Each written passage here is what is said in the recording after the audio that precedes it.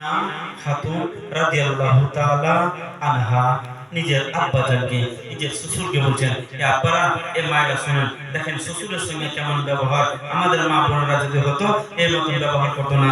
জীবনে শুনেছেন, আজকে শুনে যাবেন শ্বশুরের সঙ্গে কেমন ব্যবহার করতে হবে, বৌমার সঙ্গে কেমন ব্যবহার করতে হবে। আমি একটা ওষুধ আপনাদেরকে শেষের দিকে দিয়ে যাব। তবে যে বাড়িতে ঝামেলা হয় শাশুড়ি শ্বশুর থেকে, আমরা বউ শাশুড়ি থেকে, ওই বাড়িতে জিন্দেগিতে ঝামেলা হবে না। একটা ওষুধ দিয়ে দেবো, নিবেন আপনারা? মুলি সাহেব এমন ওষুধ দিলে কে নিবে না? সুবহানাল্লাহ, অবশ্যই বলে যাবো ভাই, কি ওষুধটা? শাশুড়ি শ্বশুর থেকে, আপনার বৌমা শাশুড়ি থেকে কখনো ঝামেলা হবে না ভাই।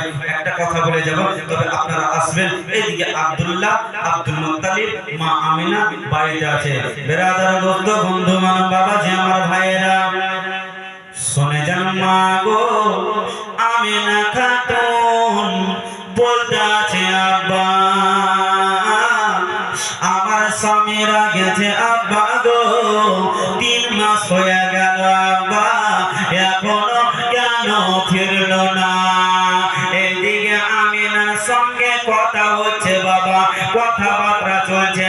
ওইদিকে আব্দুল্লাহ পড়ে আছে গো। আব্দুল্লাহ জানো 2টি সন্তানকে বাবা গো, একটি সন্তানকে আংটি দিলে, ওই আংটিটি নিজে স্ত্রীকে দিতে বললো। একবার জানো বাবা আমামাখানা পাগড়িখানা দিল, ওই পাগড়িখানা নিজের বাবা বাপকে যেন দিতে বললো। ও গো মা, ও আমার আব্বা জিরা শুনে যান, আব্দুল্লাহ যেন বাবা গড়াগড়ি করে। দুটা সন্তান বাবা চলে গেল, আব্দুল্লাহ ইন্তেকাল হয়ে গেল। সকলে পড়ুন, ইন্না লিল্লাহি ওয়া ইন্না ইলাইহি রাজিউন। আব্দুল্লাহর ইন্তেকাল হলো বাবা গো। দুটা সন্তান বসে বসে কান্না করছে। আল্লাহ গো, এই ব্যক্তি কোন ব্যক্তি ছিল? এই ব্যক্তি তো খুব ভালো মানুষ ছিল। আল্লাহ, আল্লাহ, এই ব্যক্তিটা খুব সুন্দর কথা বলেছে। আল্লাহ, আল্লাহ গো, তার তো লোক নাই, লোক নাই, লোক নাই।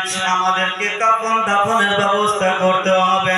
আব্দুল্লাহর বডিখানা বাবা মাকামে আবুয়া নামেতে আছে বাবা। ওইদিকে মা আমিনা বাবা স্বামীর কথা মনে পড়ে গেছে বাবা।